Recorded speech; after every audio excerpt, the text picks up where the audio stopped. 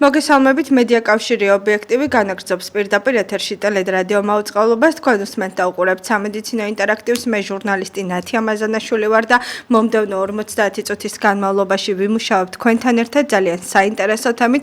დღეს ჩვენი გადაცემის სტუმარი გახლავთ პროფესორი პედიატრი ნუტრიციოლოგი ქალბატონი ნინო თოთაძე. მოგესალმებით ქალბატონი. დიდი მადლობა რომ მოიცალეთ და გვესტუმრეთ სტუდიაში.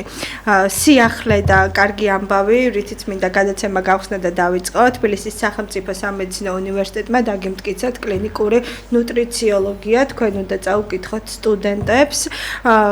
ვფიქრობ, რომ ძალიან კარგი საკითხია, ძალიან საინტერესო იქნება ეს სტუდენტებისთვის და რას გვეტყვით ამასთან დაკავშირებით. კიდევ ერთხელ მოგესალმებით, ძალიან დიდი მადლობა მოწვევისთვის, მადლობა მოლოცვისთვის. მეც ვფიქრობ, რომ ეს ძალიან მნიშვნელოვანი საკითხია და მადლობა რა თქმა უნდა ამ კუთხით სამედიცინო უნივერსიტეტის ადმინისტრაციას ამასთან დაკავშირებით, იმიტომ რომ ნუტრიციოლოგია ძალიან ფართო მცნება. რა თქმა უნდა ნუტრიციული კუთხით სტუდენტებს ყოველთვის ჰქონდათ ინფორმაცია, იმიტომ რომ ის მოიცავს თავის მხრივ როგორც მთლიანად ჯანსაღი კვების პრინციპებს, რა თქმა უნდა უშუალოდ ცხოვრების ჯანსაღი წესის ძირითად მნიშვნელოვან დეტალებს, იქ ჯანსაღი კვების, ასაკობრივი ჭრილის მიხედვით, მაგრამ კლინიკური ნუტრიციოლოგია ეს უკვე არის ის მიმართულება, რომელიც ვფიქრობ, რომ სამედიცინო უნივერსიტეტის სტუდენტებისთვის იქნება ძალიან საინტერესო და დღეს არის ძალიან აქტუალური საკითხი. იმიტომ რომ აქ ჩვენ ვეხებით უშუალოდ პაციენტის კვების საკითხებს სხვადასხვა დაავადებების და ნოზოლოგიების დროს. ეხლა რატომ? პრაქტიკულად დღეს უკვე სამედიცინო კვლევებით და საერთაშორისო დონეზე არაერთი კვლევით არის დამტკიცებული, რომ სწორედ სწორი ჯანსაღი კვება სხვადასხვა დაავადებების დროს მნიშვნელოვნად პირველ რიგში აუმჯობესებს დაავადების მიმდინარეობის პროცესს, ანუ გამოჯანმრთელების პროცესს, შესაბამისად ამცირებს ავადობის სიხშირეს, ხელმეორედ ჰოსპიტალიზაციის პროცესს, სხვადასხვა განსაკუთრებით ქირურგიული დაავადებების დროს ხელს უწყობს შეხორცებას, სწორად მიმდინარეობას და რა თქმა უნდა სტუდენტებისთვის შეუძლებელია რომ სრულად ნუტრიციული კურსი, ამ შემთხვევაში კლინიკური ნუტრიციული კურსის ინფორმაცია მიეწოდოთ მათ სხვადასხვა ნოზოლოგიების დროს, მაგრამ მათ ექნებათ უკვე სწორი მიმართულება თუ რამდენად მნიშვნელოვანი საკითხია, როდესაც პაციენტთან ურთიერთობა აქვთ ამ საკითხთან დაკავშირებით. მაგალითად ეხლა მაგალითისთვის რომ ვისაუბროთ ერთ-ერთი მნიშვნელოვანია და ხშირი მიმართულება. მე კი არ საუბრობ უბრალოდ ჩვენზე, მოქალაქეებზე, მშობლებზე, პაციენტებზე ამ საკითხთან დაკავშირებით არის დეფიციტი, იმიტომ რომ არ იცის მოსახლეობა ამასთან დაკავშირებით, როგორ და რანაირად უნდა იკვებოს. აი რას გვირჩევთ ქალბატონი? იცით რა, სწორედ ამას გულისხმობ. ერთ-ერთი მნიშვნელოვანი არის, რომ როდესაც პაციენტი მიდის ექიმთან, იქ ერთ-ერთი მნიშვნელოვანი რა თქმა უნდა ყოველთვის უნდა იყოს და რაც გვაქვს საერთაშორისო ქვეყნების გამოცდილება განსაკუთრებულად ამას ყურადღება ექცევა საერთაშორისო დონეზე ისრაელში, საფრანგეთში, შვედეთში და ძალიან ბევრ წამყვან იტალიაში და ძალიან ბევრ წამყვან ევროპის ქვეყნებში. აქ მნიშვნელოვანი არის ის დეტალი, როდესაც პაციენტის მიმართვიანობა ხდება ექიმთან, ერთია რა თქმა უნდა მან მიიღოს სწორი ინფორმაცია მის დიაგნოზთან დაკავშირებით, მიიღოს ინფორმაცია თუ სწორად როგორ უნდა წარიმართოს მკურნალობის კურსი, მაგრამ სწორედ მკურნალობის კურსის ერთ-ერთი შემადგენელი მნიშვნელოვანი კომპონენტი შესაბამისად უნდა იყოს სწორი ჯანსაღი კვება, სწორედ იმ ჯანმრთელობის მდგომარეობიდან გამომდინარე, რაც აქვს პაციენტს. მაგალითისთვის მე რომ შემთხვევით მოგიყვანოთ მაგალითი, ხო?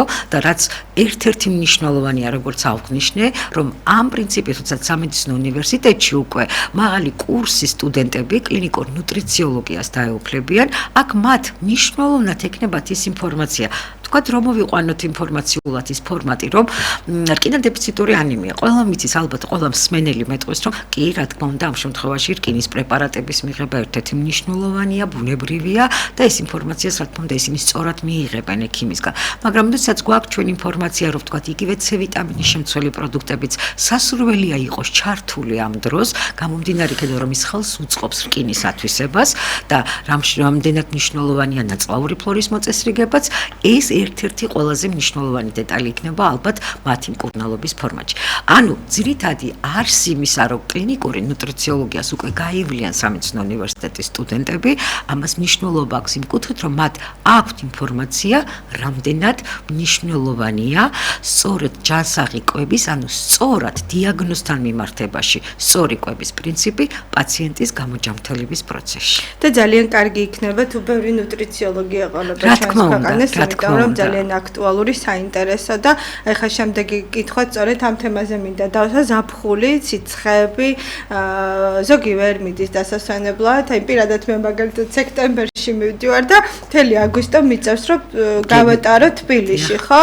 აი მე არ ვიცი როგორ უნდა მოვიქცე კვების კუთხით ქალბატონო. მე მაინტერესებს როგორც დიდებში, ისე პატარებში, ძირითადად როგორ უნდა დავიტვირთოთ ორგანიზმი რა რაოდენობის წყლით და ასევე საჭმელსაც აი ვერ ჭამს თითქოს ადამიანი იმ რაოდენობით სიცხეში ხომ აი ვერ იღებს ორგანიზმი საკვებს და რას გვირჩევთ ამასთან დაკავშირებით პატარები რომლებიც სიცხეში ვერ იკვებებიან სათანადოდ საშიშია თუ არა ეს ორგანიზმისთვის უნდა დავაძალოთ თუ არა ბავშვწნიანები თუ ხილი აი როგორ უნდა მოვიქცეთ ამ შემთხვევაში გეთანხმებით იმიტომ რომ უკვე ჩვენ ვართ ამ იმ ეტაპზე ზაფხულის როდესაც საკმაოდ მაღალია ტემპერატურა მით უმეტეს ახლა დღევანდელ ტემპერატურასაც თუ გავიზიარებთ და შესაბამისად ბუნებრივია თუ კი ბავშვების შესაბამისად არიან ესეთ მაღალი ტემპერატურის დროს რა თქმა უნდა სახლის პირობებში და გარდა ამისა თუ კი თქვათ აქვთ ინტეგრაციას თუნდაც ბუნებასთან და სწორედ ამ პერიოდში როცა ძალიან მაღალია სიცხე დაახლოებით 10-დან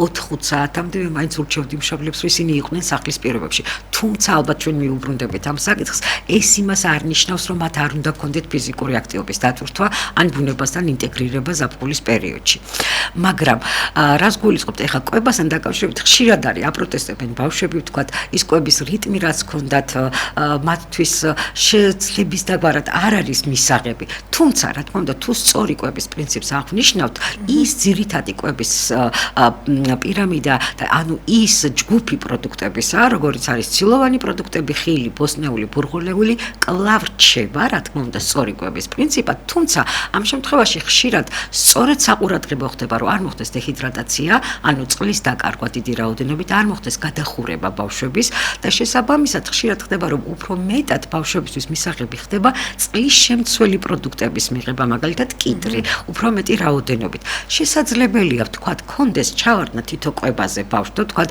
რაღაცნაირად დღე გააპროტესტა რომელიმე საკვების მიღება ეს არ არის ნამდვილად პრობლემა თუმცა რა თქმა უნდა სასურველია რომ მას არ კონდეს გრძელვადიანი პროცესი რა თქმა უნდა თუ კი ჩვენ საუბრობთ პროდუქტების ძირითად კვების ჩამონათვალზე როგორიც არ უნდა იყოს ტემპერატურა მათთვის უნდა იყოს შესაბამისად მომზადებული თქვა და არ ტემპერატურულად თქვა სხეულის ტემპერატურას არ ცდებოდეს საკვები პროდუქტი სასურველია რა თქმა უნდა უფრო იყოს მათთვის მისაღები ხილით მაგრამ როცა ჩვენ საუბრობთ ამ შემთხვევაში ხილზე და ბოსტნეულზე ხა ბოსტნეული რა თქმა უნდა საკმაოდ დიდი მოცულობით მიეცემათ მაგ თუმცა რაც შეეხება ხილს აქ მაინც გვჭირდება ის აუცილებელი რეკომენდაციის დაცვა რომ არ მოხდეს ხილის მთლიანი პორციის ერთჯერადად მიღება ბავშვებისთვის და ვთქვათ განსაკუთრებულად ვთქვათ გაორმაგების რაოდენობითაც არ არის დიდად სასურველი გამომდინარე იქიდან რომ შაქრის რაოდენობა ხილში მაინც მაღალია რაც შეეხება წყალს რა თქმა უნდა წყლის მიღებაც კი რა თქმა უნდა ბუნებრივია ყოველთვის გვაქვს ექიმებს ის რაოდენობრივი ჩამონათვალი ვთქვათ კილოგრამ წონაზე ასაკზე რა რაოდენობის წყალი უნდა მიიღოს ბავშვმა და თქვათ ყველაზე მარტივი გამოანგარიშებით ეს 1 კილოგრამ წონაზე დაახლოებით 35 მილilitrია მაგრამ რა თქმა უნდა წყლის მიღების რაოდენობა და სიხშირე ხშირად დამოკიდებულია სწორედ ტემპერატურაზე ფიზიკურ აქტივობაზე ამიტომ ასეთ პირობებში რა თქმა უნდა მნიშვნელოვანია შეიძლება გაიზარდოს მოთხოვნილება მაგრამ ყველაზე აუცილებელი ალბათ მშობლებისთვის არის იმ რეკომენდაციის მიცემა რომ სწორედ წყალი და წყლის შემცველი პროდუქტების მიღება იყოს განკონტროლებული ესეთი მაღალი ტემპერატურის დროს, იმიტომ რომ არ მოხდეს გაუწყლოების პროცესი და არ მოხდეს ორგანიზმის გადახურება. ძალიან მარტივი რჩევის სახით ალბათ ვეტყოდი მშობლებს იმას, რომ სადაც ბავშვი წყურდება და ის თვითონ გეუბნებათ, რომ მას უნდა წყლის მიღება და ღებულობს თქვა საკმაოდ რაოდენობით წყალს, ხო და ვამჩნევთ, რომ მას მოწყურდა, როგორც ესეთი ტერმინით გამოვიყენებთ. ეს უკვე დეჰიდრატაციის პროცესის დასაწყისია. ანუ ის უნდა ღებულობდეს იმდენად რაოდენობრივად წყლის რაოდენობას, რომ მას ესეთი სწრაფად და დიდი რაოდენობით წყლის მიღების სურვილი არ გაუჩნდეს. ეს ერთ-ერთი მნიშვნელოვანი საკონტროლო მომენტია მშობლებისთვის ზაფხულის პერიოდში, განსაკუთრებით თუნდაც ფიზიკური აქტივობის დროს. კიდევ ვიმეორებ, ბავშვებისთვის ეს არის ზაფხული ერთ-ერთი უმნიშვნელოვანესი, ერთ-ერთი ლამაზი და საყვარელი პერიოდი, როდესაც ისინი ერთობიან, აქვთ ბუნებასთან შეხება, აქვთ გადიან სოფლებში და თქვა ნებისმიერ დასასვენებელ კურორტებზე და არიან ბევრად უფრო აქტიურები. ხო, წლის სხვა პერიოდთან შედარებით რომ თქვა. რა თქმა უნდა, ეს არის ძალიან სასიამოვნო, მაგრამ ამ შემთხვევაში ჩვენ ორი მნიშვნელოვანი რაც უნდა გავითვალისწინოთ. პირველი, მაღალი ტემპერატურის დროს, ანუ როდესაც სიცხე პიკშია, დაახლოებით ეს არის 10 საათის შემდეგ 4-5 საათამდე, ნაკლებად ჰქონდეს ფიზიკური აქტივობა და მეორე გაკონტროლდეს შესვენების პერიოდი, რომ გადაღლა არ მოხდეს და წყლის მიღების პერიოდი აუცილებელი. გასაგებია, მეტი ოჯახების გასულია სოფლად, გასულები არიან დასასვენებლად და მე მინდა დაგისვათ კითხვა მწერებთან დაკავშირებით, იმიტომ რომ ერთ-ერთი ყველაზე აქტუალური საკითხია, რა უნდა გამოიყენოს მშობელმა ამ კუთხით პირველადი დახმარების სახით შეგვიძლია დავესახელოთ თუნდაც პირველად დასახმარებლად მედიკამენტით, როგორ უნდა მოვიქცეთ, იმიტომ რომ ჩვენ ვიცით, როდესაც მწერის ნაკბენს მივყავართ ძალიან ცუდ შედეგამდე ხოლმე. საკმაოდ აქტუალურია, არიან მწერები ჩვენს სოფლებში მომრავლებული, როგორც ყველა ზაფხულს და რა რჩევებს მისცემდით მშობლებს ამასთან დაკავშირებით. მწერები ერთ-ერთი აქტუალური საკითხია, მით უმეტეს ყოღოს ნაკბენი, როგორც გულისხმობთ და ასე შემდეგ და სხვა მწერების, კიდე სხვა ფორმატი ალბათ კრაზანას და ფუტკრის ეს უკვე სხვა პრევენცია დაახლოებით მაინც ესე რომ გავსაჯოთ, მაგრამ რა თქმა უნდა შეუძლებელია სრულად თავის არიდება ამასთან დაკავშირებით და ასევე ვიტყოდი რომ უშუალოდ მწერის ნაკბენის საწინააღმდეგო ეგრეთ წოდებული დღეს ბაზარზე ძალიან ბევრია ეგრეთ წოდებული ესეთი პრეპარატები, რომელიც თქვათ ყოღოს ნაკბენის საწინააღმდეგო სპრეები და ასე შემდგომ. რა თქმა უნდა მისი გამოყენება უფრო ჩვილი ასაკის ბავშვებისთვის და მით უფრო ერთწლამდე რეკომენდებული არ არის, ეს გამომდინარეა შემადგენლობაზე. აქ რომელი უფრო კარგი პრეპარატია, ცოტა რთული ამის ხმა, იმიტომ რომ სრულად უნდა იყოს მისი შემადგენელი კომპონენტები განსაზღვრული, ანუ რა რაოდენობით არის მასში, რა ასაკზე არის განსაზღვრული. თუმცა ერთ-ერთი მნიშვნელოვანია, რომ ის ესეთი სისტემატიური გამოყენებას და ყოველდღიური მაინც შეიძლება ვერც მოხდეს რეალურად ბოლომდე დაცვად, ახლა სხეულის აქ უნდა იყოს გათვალისწინებული, რომ თქვათ მისი აუცილებელი გამოყენების შემთხვევაში ის არ უნდა მოხდეს პირის ღრუსთან, თვალის არესთან, ლორწოვან გარსთან. ამიტომ ამას ჯობია სხვა ხსნარი გამოიყენოს. ეს გაუცილებლად გაკონტროლებული უნდა იყოს. პირველი პრევენცია, რაც მშობლებიც ამ შემთხვევაში შეიძლება მივცეთ, არის ის, რომ გამოიყენონ ბავშვებისთვის ტანისამოსი, რომელიც ფარავს სრულიად სხეულს. ამ შემთხვევაში მთავარი ეს იყოს, ოღონდ რა თქმა უნდა, ბამბის და ნატურალური ქსოვილის. იყოს ფერადი შესაბამისად და როგორც ჩვენ წინა გადაცემაშიც აღვნიშნეთ, არ უნდა იყოს ისეთი ფერადი პრინტით, რომელიც თქვათ მიიზიდავს მწერებს, ამ თქვათ ყვავილების და ასე შემდგომ. არ უნდა იყოს ქსოვილი ისეთი ნაქსოვი, სადაც თქვათ მწერის შესვლა ადვილად მოხდება. ანუ ქსოვილის უჯრედებს შორის. ქსოვილი უნდა იყოს ერთიანი, მჭიდრო. ერთ-ერთი უმნიშვნელოვანესი არის ამ შემთხვევაში ქუდის გამოყენებაც, რომელიც ფარავს როგორც თვალის წინა სახის ნაწილებს, ასევე უკან კეფის არის. და მნიშვნელოვანი, თუ კი ჩვენ მაგალითად ბავშვები გაგვყავს ისეთ ადგილებში, თქვა ტყიან ადგილებში, ბუნებასთან, რაც ძალიან სწორია და კარგია და ამ კუთხით როგორც ექიმი ნამდვილად მივესალმები ამას, მაგრამ აქ არის მეორე მნიშვნელოვანი დეტალი, რამდენად და როგორ დავიცავთ ჩვენ ამ შემთხვევაში შეძლების დაგვარად უსაფრთხოების მომენტს. პირველი, თუ კი თქვა გავყავს ტყეში და შესაბამისად ვთქვათ ესეთ ბუნების წიაღში, ესე რომ ვთქვათ, სასურველია ბავშვებს ეცვათ ასევე ესეთი დახურული ფეხსაცმელი, რომ ნაკლებად კონდეს ვთქვათ მწერებს მის ფეხთან შესვლის მომენტი. სჯობია რომ დახურული იყოს შარვალი და ისე რომ ადვილად ვერ შევიდეს მწერი და მეორე უკვე მისი ჩაცმლობა. რა თქმა უნდა, ამ შემთხვევაში ხა კიდევ მეორებ რომ 100% და სრულად ამის კონტროლირება შეუძლებელია, მაგრამ გარდა ამისა რეკომენდაციის სახით, თუ კი ჩვენ ვსაუბრობთ ჩვილი ასაკის ბავშვებზე და თუნდაც 1 წლის ასაკის ბავშვებზე, სასეირნო ეტილები, სასურველია დაფარული იყოს ბადეებით. სახლის პირობებში ჯობს რომ ფანჯრებზე ვქონდეს ბადეები და მაქსიმალურად ესეთი ბუნებრივი პროცესით ბევრად უფრო გავაკონტროლოთ. ასევე მოვარიდოთ ბავშვები, თქვათ ტბას ან ისეთ წყლიან ადგილებს, სადაც დამდგარი წყლებია, რომელიც თქვათ კოღოებისა და მწერების მისაზიდად ყველაზე კარგი ადგილია. ადგილია. მნიშვნელოვანი ასევე რომ რა თქმა უნდა თუ კი მაინც ვერ აღვიცილეთ თავიდან, ხო? ამ შემთხვევაში ერთ-ერთი მნიშვნელოვანი არსებობს ესეთი ხსნარი თუნდაც სამედიცინო სპირტი, რა თქმა უნდა, შეიძლება წლამდე ასე კი ჩამობანა უნდა მოხდეს აუცილებლად, ეს არის წყლის და საპნის საშუალებით პირველი საშუალება. რა თქმა უნდა, აქ უნდა მოხდეს წყალი და საპონი პირველი განთავისუფლება, ანუ გასუფთავება. ამ შემთხვევაში რა თქმა უნდა, სასურველია რომ ბავშვებს არ ქონდეთ ფრჩხილები მაღალ დონეზე, რომ თქვათ ქავილი ნაკლებად ქონდეთ იმ ადგილებთან, თქვათ ქავილის შემთხვევაში, ამ თქვათ შეღწევა რაც ბაქტერიული, ან თქვათ გართულება არ მოხდეს. რა თქმა უნდა, შესაძლებელია ანტიჰისტამინური, როგორც მალამოს ისეთი პრეპარატის გამოყენება, მაგრამ თქვათ ამ შემთხვევაში მაინც სასურველია, რომ ეს იყოს მიმართვიანობა ალერგოლოგთან. რაც შეეხება უკვე ყველაზე მნიშვნელოვანი დეტალს არის, თქვათ იგივე ასევე ფუტკრის კრაზანის ნაკბენის დროს. მაინტერესებს რა უნდა გააკეთეს ადამიანმა, რომ არ დაიბნეს, იმიტომ რომ მე პირადად მქონია შეხება, როდესაც ჩემ შულს უკმინა და მთლიანად დაიწყო სახის შესიება. ამ შემთხვევაში რა თქმა უნდა უკვე შესაძლებელია უკვე ანტიჰისტამინური რთული პრეპარატების გამოყენება, შესაძლებელია ეს მიიღოს სწორედ მაგას გულისხმობ ადრენალინის გამოყენებაც, შეიძლება მოხდეს პრეპარატების გამოყენება, მაგრამ ამ დროს სასურველია აუცილებლად ერთი ზარი იყოს ან პედიატრთან, ან ალერგოლოგთან. თუმცა დედას აუცილებლად უნდა ჰქონდეს ალბათ დექსამეტაზონიც, აი ეს ანტიჰისტამინური საშუალებებიც, როდესაც მიდის და პირველი ანტისეპტიკური საშუალებებიც ალბათ პირველი. ამიტომ ჩვენ ნებისმიერი ამ შემთხვევაში ალერგიული რეაქციის დროს, რა თქმა უნდა, თუ კი შევამჩნევთ, რომ ბავშვს აქვს ქავილი, რგოლისებრი ან სიწითლე ადგილებთან დაკავშირებით, თქვათ აქვს შეშუპება, თუნდაც ეს იყოს პირის, ღრუს არეში, აქვს თქვათ ამ შემთხვევაში უკვე ქავილის ძლიერი შეგრძნება, გონების კარგვა, გულის გახშირება, გულისცემის გახშირება, ყველა შემთხვევაში ეს არის ის საპრევენციო ნიშნები, რომლის დროსაც აუცილებლად მათ უნდა მიმართონ ექიმს. რაც შეეხება თუ კი ვთქვათ, ეს არის ჩვეულებრივი ნაკბენი, რომელიც ვთქვათ მხოლოდ ერთი რამდენიმე წერტილი შემოიფარგლება, არ არის ვთქვათ გართულებული. შესაძლებელია ეს იყოს ჩამობანის საშუალებით, გამოყენება ანტიჰისტამინური თუ ანტისეპტიკური საშუალებების და სრულიად ვთქვათ საკმარისი იყოს.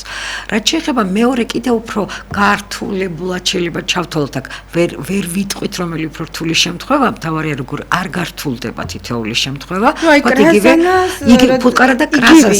როგორც ფუტკრის ის არის მნიშვნელოვანი და პრობლემა ორივე შემთხვევაში, რომ რა თქმა უნდა აქ არის ორი პრობლემა, ერთი არის ნაკბენი, რომელმაც შეიძლება შემდეგ გართულება გამოიწვიოს, როგორც არიან თქვათ იყოს წერი ისეთი, რომელიც დაავადების გადამტანია და აქ ამ შემთხვევაში რა თქმა უნდა ამ პრევენციას ყოველთვის მნიშვნელობა აქვს და თქვათ პირველად დახმარებას.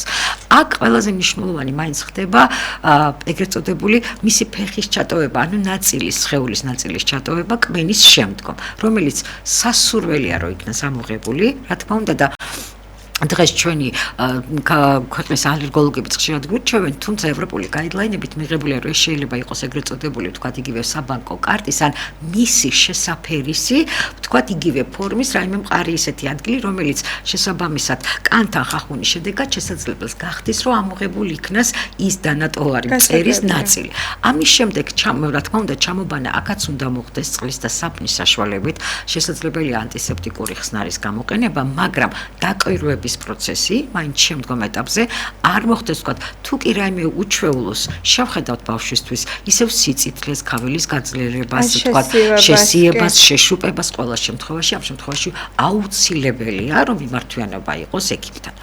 ეხლა რაც შეეხება კიდე მეორე და მნიშვნელოვანი საკითხს, ეს არის ტკიპებთან დაკავშირებით, რომელიც ერთ-ერთი ყველაზე აქტუალური ალბათ ხარ. და შემდეგ ცხოველებზეც მინდა რა აუცილებლად ტკიპებთან დაკავშირებით, ეს არის მნიშვნელოვანი ის დეტალი, რომ ტკიპებს პირველი, როდესაც ბავშვებს სასურველია რა ყველა საღამოს, მით უმეტეს რომელსაც ბუნებასთან ესეთი ახლო კონტაქტი აქვს ბავშვს, საღამოს მისი სხეულის ყველა ნაწილის დათვალიერება მოხდეს, ეს იქნება ვთქვათ, იგივე კისრის არეთმებში, საზარდულთან სხეულის არის დათვალიერება, ხო არ შევამჩნევთ, თუ კი ჩვენ ვამჩნევთ რომ არის, თუნდაც აქ რაოდენობასაც არ აქვს მნიშვნელობა, რა თქმა უნდა, მისი მოცილება ადვილად უნდა მოხდეს.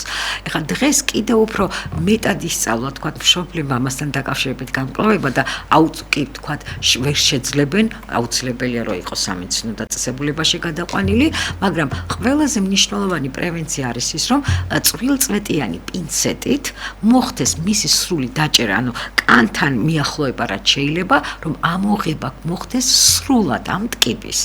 ერთ-ერთი მნიშვნელოვანია, რომ ადრე იყო რეკომენდაციები, რომ თქვათ იგივე სპირტით, ზეთით, რომ უფრო ადვილად, მაგრამ ამ შემთხვევაში, როდესაც როგორც გვიხსნიან ჩვენი ევროპელი კოლეგები, ამ შემთხვევაში სტრეს განიცდის ცხოველი და შესაძლებელია ინტოქსიკაციის მომენტი უფრო მეტი მოხდეს ორგანიზმში.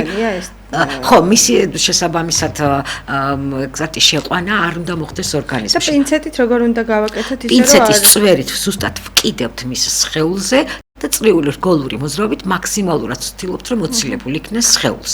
ხშირად იყენებდნენ ვიდრე მას მოაძრობდნენ ესე რომ ვთქვათ, უფრო იყო ვთქვათ ზეთი, მყარი, ვთქვათ სპირტის დასხმა, რომ ადვილად უფრო შესაძლებელი იყო ამოღება, მაგრამ ითვლება რომ ის არასწორია, იმიტომ რომ ამ შემთხვევაში ინფექცირება უფრო ადვილად შეიძლება მოხდეს ორგანიზმის, ამიტომ მსგავსი ხსნარების გამოყენება რეკომენდებული არ არის.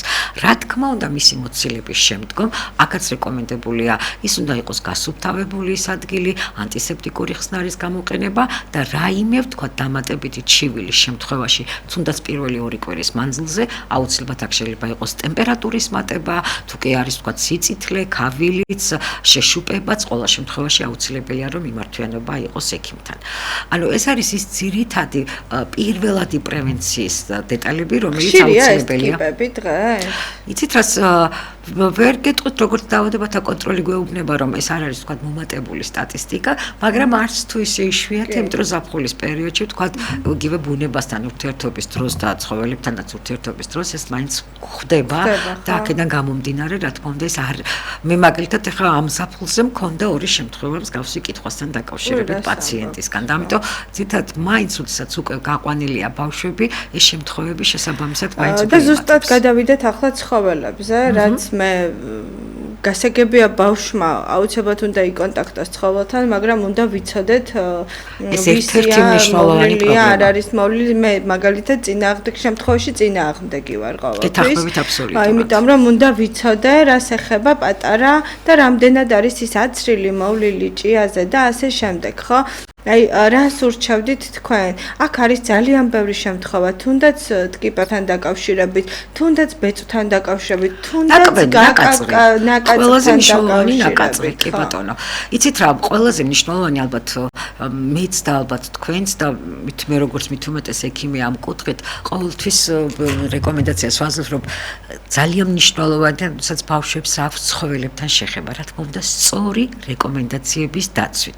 ეს არის ერთ-ერთი მნიშვნელოვანი და არაერთი სტატისტიკა, არაერთი სწორი რეკომენდაცია გვეუბნება იმას, რომ როდესაც ბავშვები, ვთქვათ, იგივე შინაურ ცხოველებთან ერთად იზრდებიან, მათ აკვირდებიან, მათ რა თქმა უნდა, მათი ემოციური სფეროც ბევრად უფრო მშვიდია და ალერგიული ფონის განვითარებაც უფრო ნაკლებად ხდება. რა თქმა უნდა, იმდენად ალბათ სიყვარულით ვიპყრობთ ყველა შინაურ ცხოველს, რომ ბუნებრივია ყველა ბავშვთან ვიტყოდით, რომ ძალიან სწორია, სასიამოვნო და ჩემი რეკომენდაციაც არის, მაგრამ ეს პრინციპი არ გვაძლევს იმის საშუალებას, რომ არ იყოს დაცული გარკვეული ნორმის ფარგლები. ეხლა მეც მქონდა შეხება ამ ზაფხულის პერიოდში, ჩემი ოჯახის წევრებიც იყვნენ თქვათ გასული მაღალმთიან რეგიონებში და სადაც ოჯახებში ყავთ. ესეთი თვითონ ოჯახებში ძალიან ბევრი არის შინაური ცხოველი, იგივე ძაღლი, კატა და მას აქვს ბავშვთან შეხება. როგორც კი მოხდა იგივე გაკაწვრა ბავშვის, ოჯახის ერთ-ერთი წევრი არ იყო პასუხისმგებელი იმაზე, რომ თქვათ იგივე რომელიმე შინაური ცხოველი იქნებოდა უსაფრთხო, ანუ არ ყავდათ აცრილი, არ იყო მოვლილი.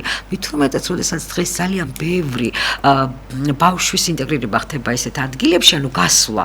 ამ შემთხვევაში, რა თქმა უნდა, ეს ერთ-ერთი დიდი თხოვნაა, რომ ყველა ოჯახში შესაბამისად თავისი შემოწმებით, თავისი აცრებით და ის აუცილებელი სამედიცინო აცრის კალენდარიც ჰქონდეს ჩატარებული ცხოველს და იყვნენ პასუხისმგებელი იმაზე, რომ თქვათ, ის არის უსაფრთხო ბავშვისთვის. ეს გაკაწვრა ალბათ სისხლი უნდა გამოვიდა. ხო, აქაც რა თქმა უნდა, აქაც ბუნებრივია ექიმის რეკომენდაციით, ბუნებრივია შეუძლებელია ხა ექიმ აქ აიღოს თავისი პასუხისმგებლობა, იმიტომ რომ თუკი ჩვენ არ ვიცით, რამდენად ამ შემთხვევაში იგივე შინაურ ცხოველს უსაფრთხოა და ჩატარებული აქვს ყველა ის აუცილებელი საჭირო სამედიცინო კვლევები თუ აცრები, რომელიც რეკომენდებულია. ამიტომ წინააღმდეგ შემთხვევაში, რა თქმა უნდა, ექიმის რეკომენდაცია არის, რომ ბავშვის უსაფრთხოება დადგეს პირველ რიგში და მისი ჯანმრთელობის მდგომარეობა, მაგრამ ყველაფერი ამას ამცირებს, რა თქმა უნდა, ასეთ რისკის ფაქტორს, როდესაც ჩვენ ვიცით თუ რამდენად მოვლილია ცხოველი და ის არ წარმოადგენს საშიშროებას.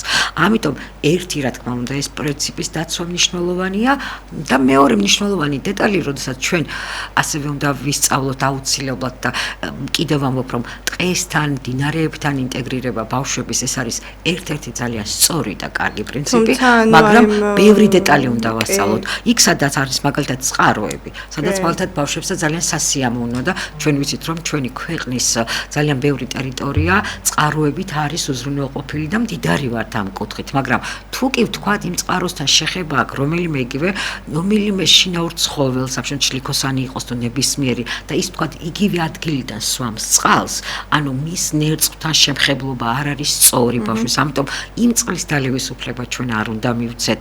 ძალიან ხშირად არის ვთქვათ იგივე ნარჩენი მოვლენები ცხოველების მასთან შეხება არ კონდეს ბავშვი. ანუ ესეთი დეტალები რა თქმა უნდა აუცილებლობას წარმოადგენს, რომ მორიდება მოხდეს აუცილებლად. მე ვფიქრობ, რომ საერთოდ საფრთხილოა პატარა ბავშვების მდინარეზე წაყვანა, იმიტომ რომ დღეს ძალიან ძიმე ფაქტი მოხდა ჩვენს ქვეყანაში, ხონში დაიღუპა დედაშვილი, დედას ეძებდნენ, სავარაუდოდ ბავშვი წყალმა მოსტაცა და დედა გადასარჩენად, რა თქმა უნდა, და დედაც მოიტაცა წყალმა. ალბათ საფრთხილოა ასე პატარა ბავშვების გაყვანა მდინარეზე, თუნდაც ზღვაზე. უფრო უმჯობესია, რომ მაღალმთიან რაიონებში, ჩვენ სოფლებში, გავიყვანთ ასე პატარა ბავშვებს მდინარეზე, არ არის აუცილებელი, როდესაც არ ყავს სხვა მეტი მომხმარე, ხო? ის მდინარე იმიტოა, რომ ბავშვი, როდესაც მიყავს, ჩაიყვანო წყალში და როდესაც შენ ვერ უზრუნველყოფ, რომ აი ეს პრობლემები აიცილო თავიდან და მით უმეტეს ასეთი მწარე რეალობა, საერთოდ არ არის აუცილებელი, რომ ბავშვი ჩავიდეს იმ მდინარის წყალში, ხო? მაგაჯობია მზეზე შეათბოს წყალი და ბოლო-ბოლო პატარა აუზი, გასაბერი აუზი და იქ იყოს ბავშვი დაცულად, ხო? მე მაგალითად პირადად ჩემი მოსაზრებით და მე არ მივესალმები. ზოგადად პატარა ბავშვების ზღვაზე და მდინარეებზე წაყვანას ეს არის ჩემი მოსაზრება. იცით რა, ძალიან კარგი საკითხი წამოჭერით, აქაც ახლა ორფრივ შეიძლება რეკომენდაციის გაცემა პირველი საერთაშორისო დონეზე პირველი რეკომენდაციები, თუნდაც 2026 წლის ერთ-ერთი მნიშვნელოვანი რეკომენდაციები არის, რომ ერთ-ერთი პრობლემა სწორედ წყალი და ბავშვები წარმოადგენს ბრძანეთ. აქ მიდის ორი უმნიშვნელოვანესი რეკომენდაცია. პირველი ის, რომ როდესაც ჩვენ აქ თუ გეხარ ჩვილ ბავშვებზე და უფრო დაბალი ასაკის ბავშვებზე ვსაუბრობთ, იქ მსგავსი და ზღვაზე გაყვანის წესებზე ჩვენ უკვე ნასაუბრები ვართ. მშობელს უფრო მეტად უნდა ხოლმე ზღვაზე წასვლა ამ შემთხვევაში. სხვა შემთხვევაში ნებისმიერ წყალთან ურთიერთობის დროს თუნდაც ეს იყოს ავზები, ხო? აქ კიდევ ორი მე დამატებითი რეკომენდაციებიც აქვს. ერთ-ერთი მნიშვნელოვანი რეკომენდაცია არის ის, რომ ბავშვი უნდა იყოს მშობელთან ან იმ პირთან, რომლის მეთვალყურეობის ქვეშაც არის ბავშვი, ხელის გაწვდენის დონეზე. ანუ მეტი დაცილება ბავშვს და მშობელს შორის არ უნდა იყოს მსგავსი საცურაო პერიოდის. ან მნიშვნელოვანია, რომ თუ კი ბავშვმა მით უფრო არ იცის სურვა, ის კიდევ უფრო გაკონტროლებული იყოს ამ კუთხით, აუცილებლად გამოყენებული იყოს დამხმარე საშუალებები, ვთქვათ, სამკლაურები და ვთქვათ, ცურვის საწინააღმდეგო ცურვაში დამხმარე დეტალები და ბუნებრივია, რა თქმა უნდა, პირველი პრევენცია აქ არის ცურვის სწავლება ბავშვებზე და კიდევ ვიმეორებ, ნებისმიერ ასეთ შემთხვევაში, როდესაც არის მინიმალური საფრთხეც კი, ბავშვი უნდა იყოს მხოლოდ დედის ხელის გაწვდენის დონეზე. ანუ მეტი მისი გაშვება წყალთან დამოუკიდებლად რეკომენდებული არ არის.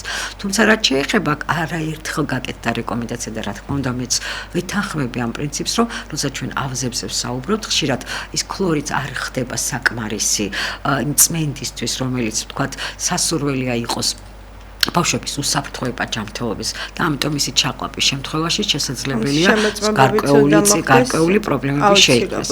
ამიტომ ესეთი დეტალები, რა თქმა უნდა, უნდა შესაძლებელი იყოს, რომ მაქსიმალურად მშობლებისგან იყოს გაკონტროლებული. და ბავშვები იყვნენ დაცულები, კი ბატონო, აბსოლუტურად გეთანხმებით. სანამ ბავშვების სხვა პრობლემებზე მინდა გადავიდე, თუმცა იქამდე მე მინდა 1-7 აგვისტო მსოფლიო კვირაული ძუძუთი კვების ხელშეწყობას წარმოადგენს და მე მინდა რომ ამ თემაზე გავშალოთ მსჯელობა და შემდეგ გადავალ სხვა პრობლემებზე, რომელიც ბავშვებში გვხვდება. ძალიან დიდი მადლობა ამ კითხვისთვის და გამომდინარე იქედან რომ ყოველწლიურად მსოფლიო კვირაული ძუძუთი კვების ხელშეწყობის აღინიშნება 1-დან 7 აგვისტომდე ძალიან იშვიათად მეცემა საშუალება რომ ამ საკითხზე ვისაუბრო გამომდინარე იქედან რომ ზაფხულის პერიოდია პრაქტიკულად თითქმის ყველა ტელევიზიებთან არ არის თქვათ ისეთი მუშა პროცესი ესე რომ ვთქვათ და შესაბამისად ამ საკითხზე საუბარი უფრო და დღეს ძალიან მიხარია რომ სწორედ ამ კვირეულის ფარგლებში მომიწია თქვენთან სტუმრობა და ამ საკითხზე საუბარი. ძალიან სწორი და კარგი მნიშვნელოვანი ამ კვირეულის არსებობა თითოეული ალბათ ექიმისთვის და მით უმეტად პედიატრისთვის და ყოველწლიურად არის მნიშვნელოვანი ის ფაქტი რომ კიდევ და კიდევ უფრო მეტი ყურადღება ექცევა, უფრო მეტი კვლევები ემატება და მეტი რეკომენდაციები თუ რამდენად მნიშვნელოვანია ამ შემთხვევაში ძუძუთი კვება იმ ახალშობილისთვის, იმ თითოეული სიცოცხლისთვის, რომელიც ამა თუ იმ ოჯახში ჩნდება, ხო? და მსოფლიოს თითოეული ადამიანია, ესე რომ ვთქვათ. წლევანდელი წელიც გამონაკლისი, რა თქმა უნდა, არ არის 2026 წელს აღინიშნება 1-დან 7 აგვისტოს ჩათვლით ეს კვირეული და ძალიან ბევრი საინტერესო აქცენტი და სწორი რეკომენდაცია იქნა გაცემული, ანუ მივიღოთ და გაუფრთხილდეთ იმას, რაც ჩვენი ცხოვრების ყოველდღიურობა, ანუ მაქსიმალურად შენარჩუნებული იქნეს ძუძუთი კვება. რა თქმა უნდა, ამერიკის შეერთებულ შტატებში ხარ თქვათ იქ რეგიონულად უკვე განსხვავდება ხშირად მიდგომები, ძალიან მნიშვნელოვანი ინჭება, რომ ყველას კონდეს ხელმისაწვდომობა, ინფორმაციის აუცილებლობა, იქ თქვათ ქალაქების და რეგიონების მიხედვით შეიძლება სტატისტიკურად განსხვავდებოდეს, მაგრამ ის მესიჯები, რომ ეს არის იდეალური ბავშვისთვის, ჩვენ აუცილებლად უნდა გაუფრთხილდეთ და მნიშვნელოვნად დავიცვათ ის თბილი ჯაჭვი, ის აუცილებელი სწორი ჯაჭვი, რომელიც მოდის ორსულობის პერიოდიდან, ჯერ კიდევ ამნიანურ სითხეში მყოფი ბავშვი, რომელიც ხვდება დედის ემოციებს, დედის ხმას, მის დამოკიდებულებას, დაბადების პერიოდში, როდესაც ის პირველად შეიცნობს დედის კანთან დაწვენის შემდგომ სიცოცხლის პირველივე წუთებს და ის გრძელდებოდეს, რა თქმა უნდა, ძუძუთი კვების საშუალებით, ექსკლუზიურად 6 თვის მანძილზე, როდესაც კანით კანთან კონტაქტი ხდება და თან ძუძუთი კვება და ამიტომ მე უსურვებდი თითოეულ ახალშობილს, თითოეულ დედას, რომ ეს ბედნიერი წუთები მაქსიმალურად მათ შეიგრძნონ, გქონდეთ ამის საშუალება და ის სიხარული განიცადონ, რაც მათი შვილთან კანით კანთან კონტაქტით და კვებით მიიღებთ. ეს არის ყველაზე მნიშვნელოვანი ძუძუთი კვება ჯანსაღი და ჯანმრთელი ბავშვისთვის და მე ყოველთვის ვისურვებ, რომ აი თუნდაც სამშობიაროებში აიკრძალოს ერთი კუთხით ისიც, რომ ხელოვნურ დამატებას, როდესაც აძლევენ ჩვენს პატარებს, იმიტომ რომ ყველა დედას აქვს იმის რესურსი და იმის შანსი, რომ მან ძუძუთი კვებას თავისი პატარა ხოლმე თანხმობით ქალბატონი. იცით რა კავშირია, რა თქმა უნდა, ხელოვნური კვებაც შეიქმნა იმიტომ, თავის კუთხით, რომ მე ალბათ მაინც კიდე ერთხელ განვარტავ, რომ თუ არა დედის კვება ამ შემთხვევაში ყველაზე იდეალური კვება ეს არის ხელოვნური ადაპტირებული ნარევი და ამ შემთხვევაში ალტერნატივა გვაქვს მხოლოდ ეს მეორე. რა თქმა უნდა, ეს კვლევებითაც დადასტურებულია, რომ თითქმის 90% მინიმუმ დედებს ამის რესურსი სრულად გააჩნიათ, რომ ამ თავიანთი შვილი გამოკვებონ. ეს არის მეორე მნიშვნელოვანი. რთულია, ხო? ცოტა ალბათ. რა თქმა უნდა, პირველი დღეები მომზადება ხსენის, იმიტომ რომ ხშირად მშობლებს გონია, რომ ხსენი, რომელიც მცირე რაოდენობით გამომუშავდება, ამ შემთხვევაში არ ყოფნის ბავშვს, არა და მისი კუჭის ზომები სუსტად მორგებულია სწორედ იმ რაოდენობას და ხსენი არის ის სპეციალური შემადგენლობის უფრო ცხიმიანი ნარევი, რომელიც ზუსტად თავისი შემადგენლობით და ცხიმებით სჭირდება ახალშობილს. ამიტომ იცით რა, ხელოვნური ნარევის არსებობას მე არ უყურებ თქვა ესეთი განსაკუთრებული პრობლემატური საკითხით, მაგრამ ყველაზე მეტ და მნიშვნელოვანი, რა თქმა უნდა, სამედიცინო პერსონალთან ურთიერთობის სწორი მიდგომები მშობლებთან ეს ერთი დიდი მნიშვნელოვანი საკითხია, მაგრამ მე ვფიქრობ, რომ ერთ-ერთი აუცილებელი და ყველაზე მნიშვნელოვანი არის, რომ დედას ჰქონდეს სწორი ინფორმაცია. აი, სწორედ ამიტომ ამიტომ არის საჭირო ნუტრიციოლოგების ტრენინგები, თუნდაც სამშობიაროებში. რა თქმა უნდა, გასაგებია არის კიდეც პედიატრი, გასაგებია კი, ყველა პედიატრს მე პატივს ვცამ, უბრალოდ ალბათ სწორი იქნებოდა, რომ აი ადამიანები, რომლებიც დღე-დღეზე თუნდაც რაღაცა 2-3 თვით ადრე ელოდებიან პატარას, აუცილებლად უნდა იყოს კლინიკებში სპეციალური ტრენინგები, სავალდებულო, ნუტრიციოლოგის მიერ ჩატარებული და ეს ყველაფერი ახსნილი. მე მაგალითად ამის მომხრევა. კი, პრაქტიკულად ძალიან ბევრ სამშობიარო სახლებში არის ეს პრაქტიკა, ეგრეთ წოდებული მშობელთა სკოლის საშუალებით, თუმცა ეს უნდა იყოს სისტემატიური და ეს უნდა იყოს გავრცელებული ალბათ საქართველოს ყველა რეგიონებში. ჩემთვის მათ მიუხედავად ძალიან ბევრი ასეთი ინფორმაციისა, იმ გამოწვევებისა, რაც მსოფლიოში დგას ამ საკითხთან დაკავშირებით, ეს დღესაც აქტუალური საკითხია. მაინც ვფიქრობ, რომ ერთ-ერთი რა თქმა უნდა ყველაზე მნიშვნელოვანი საკითხი აქ არის მშობლის ინფორმირება სწორი, იმიტომ რომ ბუნებრივი ადამიანის უფლებათა დაცვის მიხედვით და სწორი ამ ფაქტის გათვალისწინებით არის მნიშვნელოვანი ის ფაქტი, რომ მშობელმა თვითონ უნდა გააკეთოს არჩევანი, მაგრამ ის გააკეთებს არჩევანს იმ შემთხვევაში, როდესაც მას აქვს სწორი სამეცნიერო კვლევებზე დამტკიცებული და სწორი ის ინფორმაცია თუ რამდენად მნიშვნელოვანი ეს ბავშვისთვის და ჩემთვის წარმოუდგენელია დედა, რომელიც არჩევანს არ გააკეთებს შვილის ბედნიერებისთვის. მაგრამ აქ ამერიკის პედიატრიის აკადემიასაც აქვს სადაწევანდელი ეს კვირეულის ითვალისწინებს იმ დეტალებს, რომ განსაკუთრებულად ამ კუთხით ასევე ხელშეწყობა მოხდეს დედების, იგივე ვთქვათ დეკრეტული შვებულებების ფორმატის გადახედვა, ანუ ის იყოს თქვათ ამ შემთხვევაში ანაზღაურებადი, გაზრდა, ხმეტი ხელშეწყობა, ანუ სადაც არ უნდა მუშაობდეს ყველა დაწესებულებაში იყოს იმის ხელშეწყობა, რომ დედას ჰქონდეს ბავშვის გამოკვების საშუალება და არის ძალიან ბევრი აუცილებელი ხელშესაწყობი ფაქტორებიც, რომელიც ამას კიდევ უფრო დაარეგულირებს. ახლა ბუნებრივია ერთია, რომ ჩვენ პრობლემაზე ვსაუბრობთ, იდეალურობაზე, მაგრამ იმ დედებსაც სჭირდება ძალიან ბევრი ხელშეწყობა ამ საკითხთან დაკავშირებით, რომ სწორედ ეს უმნიშვნელოვანესი ის პროცესი, რომელსაც კონტაქტი ქვია დედას და შვილს შორის, განსაკუთრებულად პირველი 6 თვის მანძილზე, ეს იყოს სწორედ ისეთი, როგორც არის რეკომენდებული.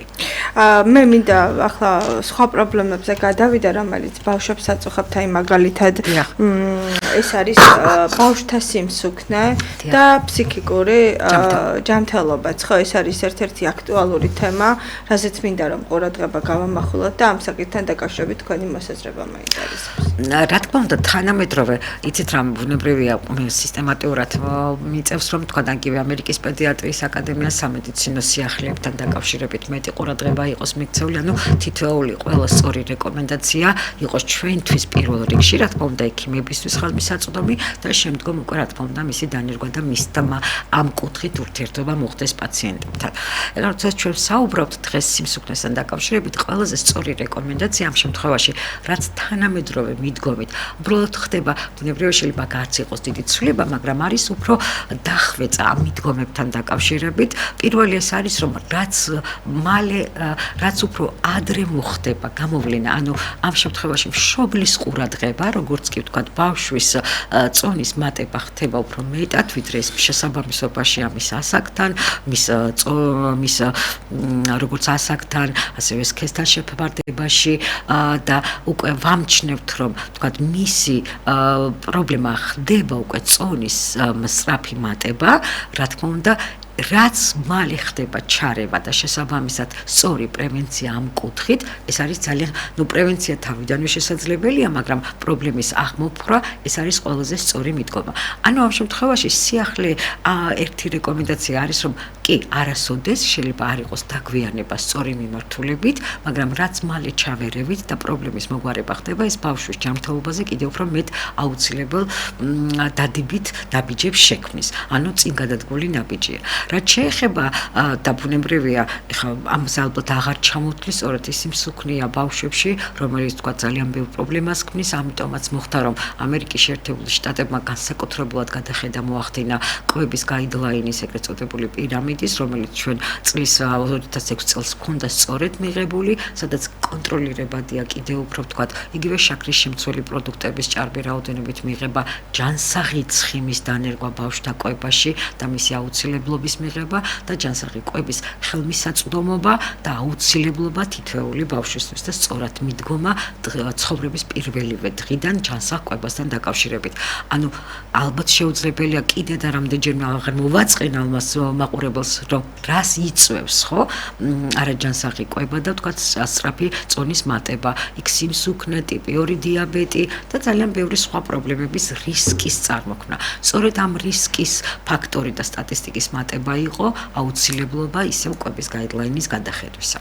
და რა თქმა უნდა, მე უსურვებ ყველა ბავშვს ჯანმრთელობას და ამ შემთხვევაში ყველას იმ ხელმისაწვდომობას ჯანსაღ კვებასთან დაკავშირებით და ეს არის მნიშვნელოვანი ფაქტორი და დღეს აქვე ჩავთავდი, რადგან კვებაზე ვსაუბრობ. საკვების უსაფრთხოებაზე სწორედ ამ საკითხზე მინდა. თუმცა იცით რა არის, ხელმისაწვდომობაც არის, შეიძლება ზოგიერთ ოჯახს არ აქვს ჯანსაღ კვებაზე, მე ასე ვფიქრობ, არ მიუწვდება ხელი, ზოგიერთს მიუწვდება, მაგრამ იმ ზოგიერთმა საერთოდ არ იცის როგორ უნდა იკვებოს ჯანსაღად. იცით ეს მეორე მნიშვნელოვანი საკითხი, აბსოლუტურად გეთანხმებით, ეს არის კიდევ მეორე მნიშვნელოვანი საკითხი, რომ სწორედ აღქმა იმისა, რომ რა არის ჯანსაღი კვება და მე ვფიქრობ, რომ როდესაც ბავშვებს და ამის ძალიან ბევრი მსოფლიოს ქვეყანაში გამოცდილება გვაქვს, თუ კი ის გავიღოთ თუნდაც იაპონია, ბავშვები, რომლებიც პირველივე დღიდან სწავლობენ ჯანსაღი კვების, სწორი მოვლის, სწორი პრინციპებს, ის შესაბამისად ბევრად უფრო ადვილად აკეთებენ ინტეგრირებას ამ პროცესთან და მათთვის ეს საერთოდ არ არის ცხოვრების მანძილზე რთული პროცესი, ანუ მიიყვნენ ცხოვრების ჯანსაღ წესს. და მე ვფიქრობ, რომ რაც უფრო მეტი ინფორმაცია მოდის, იცით რა, ხშირად მგონი არის ძალიან კარგია, იმიტომ რომ თქვა იგივე ჩემი ბავშვობის ასაკიდან გამომდინარე, დღეს როცა ამას ბავშვებს აქვს მეტი ინფორმაცია, მათ იციან, ისინი კიდევ უფრო ადვილად გაუფრთხილდებიან და მე ვფიქრობ, რომ თითოეული ბავშვის დონეზეც უნდა იყოს ეს ინფორმაცია მიტანილი, ამ კუთხით შეიძლება ეს იყოს ოჯახი, იგივე მასმედია, იგივე ექიმების საშუალებით, რომ მათ იცოდნენ რა არის. სწორედ ამ ვფიქრობ, რომ ისინი ყველაზე კარგი მსმენელი, ყველაზე კარგად მომსმენი ადამიანები არიან, რომლებიც აუცილებლად გაუფრთხილდებიან თავიანთ ცხოვრების სტილს, ესე რომ ვთქვათ.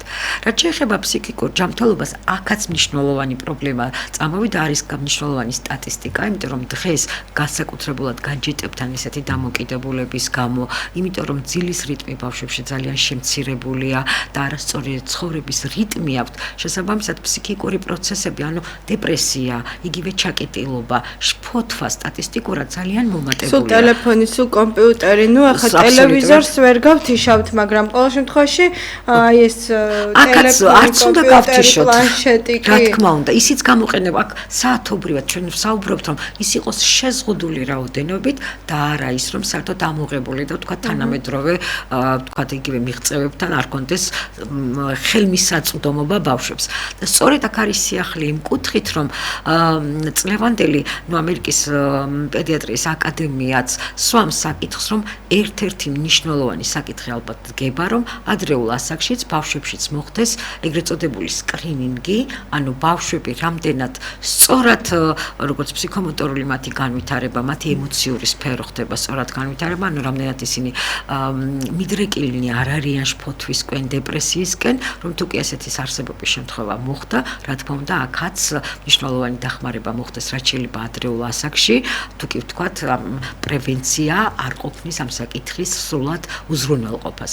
ამიტომ ესეც სიახლეა, რომ სკრინინგის მომენტი ადრეულ ასაკში ეს უკვე რეალური აუცილებლობის საკითხი და გახდა გამომდინარე იქიდან, რომ მასიურად სტატისტიკურად მსგავსი კუთხით პრობლემება ბავშვებში საკმაოდ იმატა. ეს საკვების უსაფრთხოებაზეც რომ გავაკეთეთ რამდენიმე რჩევები მშობლების მიმართ და შემდეგ ზოგადად რჩევები რომ მივცეთ მშობლებს, იმიტომ რომ 5 წუთი გრჩება გადაცემის დასრულებამდე, სოფელში როგორ უნდა იკვებოს ბავშვი, რა პროდუქტები შეგვიძლია გამოვიყენოთ, აი მაგალითად უნდა გავრეცხოთ თუ არა, თუნდაც ხეზე მოკრეფილი ხილი, იცით რა, ეს შეიძლება არ იყოს ვიღაცისთვის მნიშვნელოვანი, თუმცა შეიძლება რომ არ გარეცხოს მშობელმა ის ხილი და პირდაპირ ხიდან მოკრეფილი მიაწოდოს პატარას. აი ეს უსაფრთხოებაც მაინტერესებს და ზოგადად ვერ მოვასწრებთ ახლა ჩვენ როგორ და რა საკვებით ვიკვებებით ამაზე თემის გაშლას, თუმცა აი მაინც რაღაც შევები რომ მოგცეთ ქალბატონი ნინო ამ კუთხით? კი, ბუნებრივია, იცით, ძალიან რთულია, როდეს ხა ბავშვს ხედავს, ალბათ ყველას ქონია ბავშვობაში ეს პროცესი, რომ თქვათ რაღაცა ხიდან მოგვიწყვეტია და მიგვირთმევია და რა თქმა უნდა, ხა ერთჯერადად ამ პროცესის უარყოფა, თქვათ, დაშლა ძალიან რთულია, თუმცა დღეს იცით რა, ძალიან კონტროლირებადი უნდა იყოს ამ შემთხვევაში, რომ თქვათ ამის უფლება სრულფასოვნად მივცეთ ბავშვს და სისტემატიურად, ხო?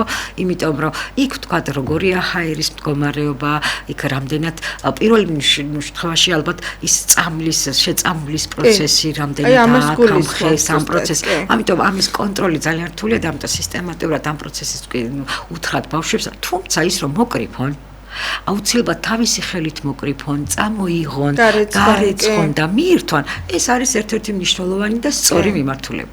მაგრამ გარდა ამისა, თუ კი ჩვენ საუბრობთ ზაფხულის პერიოდი, ხა ბუნებრივია ნაწლაური ინფექციების კუთხითაც ერთ-ერთი წამყვანი პერიოდია, იმიტომ რომ ამ შემთხვევაში ერთ-ერთი პრობლემა დგება წყლის უსაფრთხოება და დგება ასევე საკვების უსაფრთხოება. სწორედ თუ კი ჩვენ საუბრობთ იმ რეკომენდაციებზე და პრევენციაზე, არის სწორი მიმართულება, რომ ყოველთვის ხილი და ბოსტნეული იყოს გარეცხილი და იმ შემთხვევაში მივირთვათ და ამ შემთხვევაში რა თქმა უნდა ეს სწორი არჩევანია. მნიშვნელოვანია რომ მალფუჭებადი პროდუქტები ნაკლებად გამოყენებული იქნას, ვთქვათ, თუ კი ის მას შენახვის საჭირო პირობები არ აქვს ბავშვებისთვის და ნებისმიერი ასაკის ადამიანის კვებაში, სჯობს რა თქმა უნდა ჩვენ ბავშვებზე ვსაუბრობთ, იყოს მაქსიმალურად მომზადებული საკვები პროდუქტი კვების წინ, ან ვთქვათ გამოვალ შემთხვევაში ავიღოთ ისეთი უსაფრთხო პროდუქტები, რომელიც ვიცით რომ ბავშვებს არ ავნებს. ეხლა შესაძლებელია იყოს მგზავრობის პროცესში და იმ წუთში ვერ მოხდეს დამზადება, ხო? თქვათ იმ სრულფასოვანი საკვები პროდუქტის, მაგრამ ავიღოთ თქვათ ისეთი პროდუქტები, რომელიც ხელმისაწვდომია უფრო დაცულ პირობებში, თქვათ იგივე მარკეტებში, მაღაზიებში, რომლებიც უფრო დაცულია, თქვათ, ვიდრე სწრაფი კვების ისეთ ობიექტებში, სადაც არ ვიცით, თქვათ, როგორ რამდენად დაცულია საკვები პროდუქტი. უმად არ უნდა იყოს და რაც შეიძლება თერმულად კარგად დამუშავებული ხორცი და ცილოვანი სხვა პროდუქტები იყოს მირთმეული და ყველაზე მნიშვნელოვანი ალბათ როგორიც ბანალურიც არ უნდა ჩანდეს, როგორც კვების წინ, საკვების მომზადების დროს და ბავშვებისთვის, რა თქმა უნდა, ყველაზე მნიშვნელოვანი საკითხად რჩება ხელის დაბანის მეტი სტატისტიკური აუცილებლობა, ეს როგორაც არ უნდა ჩანდეს, იმიტომ რომ ის უმნიშვნელოვანესად ამცირებს სხვადასხვა ინფექციების განვითარების რისკს. დიდი მადლობა ქალბატონო, რომ იყავით ჩვენ გადაცემის სტუმარი, გმადლობთ მობრძანებისთვის, საინტერესო საუბრისთვის, დიდი მადლობა. მე შეგახსენებთ პროფესორი პედიატრი, ნუტრიციოლოგი ქალბატონი ნინო თათაძე იყო ჩვენი გადაცემის სტუმარი. დიდი მადლობა ქალბატონი ნინო. მე ჟურნალისტი ნათი ამაზანაშვილი მუშაობდი თქვენთან ერთად და მიმყავდა სამედიცინო ინტერაქტივი. დარჩით ჩვენს არხზე წინ, რა თქმა უნდა, ძალიან საინტერესო გადაცემები გელით, საინტერესო სტუმრებთან ერთად ნახვამდის.